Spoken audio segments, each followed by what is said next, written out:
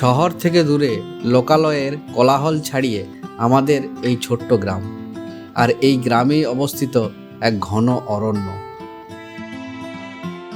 আজ আমি আপনাদের এমন একটা জায়গা নিয়ে যাব যেখানে পৌঁছালেই মনে এক অদ্ভুত শান্তি বিরাজ করে। আজ আমরা যাচ্ছি মা চণ্ডীর মন্দিরে। আমাদের গ্রাম থেকে প্রায় 2.5 কিলোমিটার জঙ্গলের মধ্যেই মা চণ্ডী বিরাজমান আছে। লোকে বলেন মা এখানে ভীষণ জাগ্রত। চলুন আজ এই নির্জনতার পথে হাঁটি। এই যে রাস্তা দেখছেন, যতই ভিতরে এগোচ্ছি সূর্যের আলো যেন ম্লান হয়ে আসছে। চারিদিকে নাম না জানা গাছের ভিড়। আমাদের গ্রামের বয়স্করা বলেন এই পথ দিয়ে যাওয়ার সময় 1 জন হোক বা 10 জন হোক, মায়ের নাম না নিয়ে কেউ পেরিয়ে যান না। এই পথ যেন একটা সময়ের যাত্রা। আমরা যতই ভিতরে ঢুকছি আধুনিক সভ্যতা ততই পিছিয়ে ফেলে আসছি। এখানে আমরা বেশ অনুভব করতে পারছি প্রকৃতি তার আপন খেয়ালেই চলে। এই যে চারিপাশের নিঃশব্দতা, মাঝে মাঝে মনে হচ্ছে গাছগুলো যেন আমাদের সঙ্গে কথা বলছে।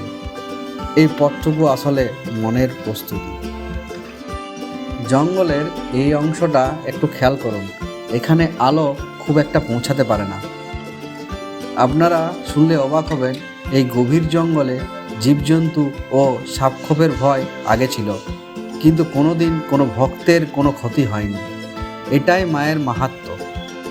অনেকেই হয়তো আমাকে জিজ্ঞাসা করবেন জাগ্রত কথাটির মানে কি। এখানে এলে সেটা আপনি অবশ্যই বুঝতে পারবেন। অবশেষে আমরা এসে পৌঁছালাম। দেখুন বন্ধুরা, মা চণ্ডীর স্থান। আর আমরা এখন আছি মেজিয়া ডাংমিজার যে মানা রোড আছে, সেই মানা রোডের ব্রিজের ঠিক আগেটাতে একটা রাস্তা চলে এসছে। ওই রাস্তার কিছুটা দূর, মোটামুটি 200-250 মিটার দূরেই এখানে একটা মন্দির আছে। নির্জন জায়গার মধ্যে আপনার মন্দিরটা, খুব সুন্দর পরিবেশ। চারিদিকে বিশাল বড় বড় আপনার গাছ যেন আকাশকে ছুঁয়ে যাচ্ছে। সেই গাছের মাঝখানে মা চণ্ডীর একটা মন্দির আছে। মা চণ্ডীর এখানে পুজো হয়, আর কিছু বিশেষ বিশেষ সময় এখানে নরনারায়ণ সেবাও হয়। তো আমরা সেই জায়গায় আছি। আপনারা যদি এই শীতের মৌসুমে আপনারা যদি বেড়াতে আসেন তো অবশ্যই এখানে মায়ের দর্শন করতে আসতে পারেন।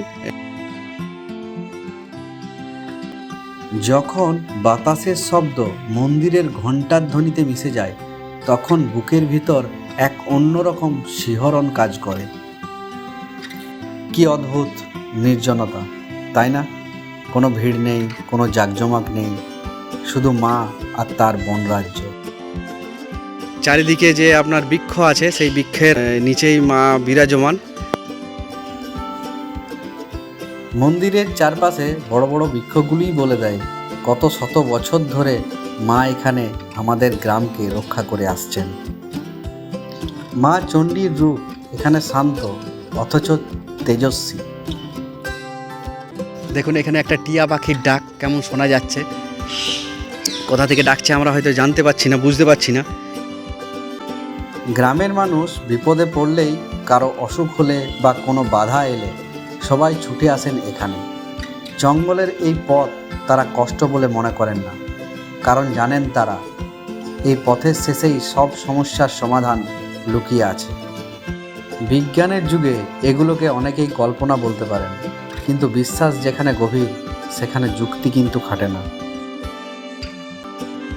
এই দিকটাতে হলো আপনার জোরডা, যেটা তারাপুরের জোর, তারাপুর মানার যে জোরডা, তারপরে এদিকে গিয়ে আপনার দামোদরে মিশেছে।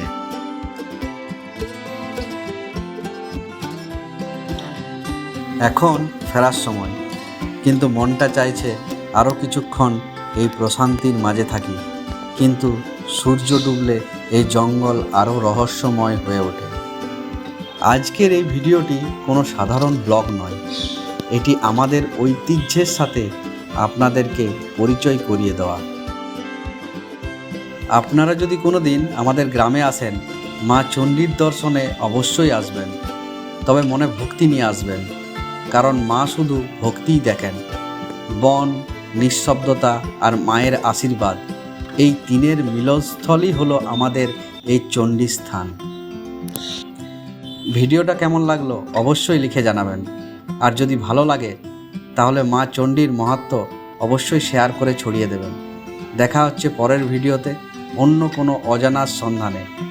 সবাই সুস্থ থাকুন, প্রকৃতির কাছাকাছি থাকুন। জয় মা চণ্ডী।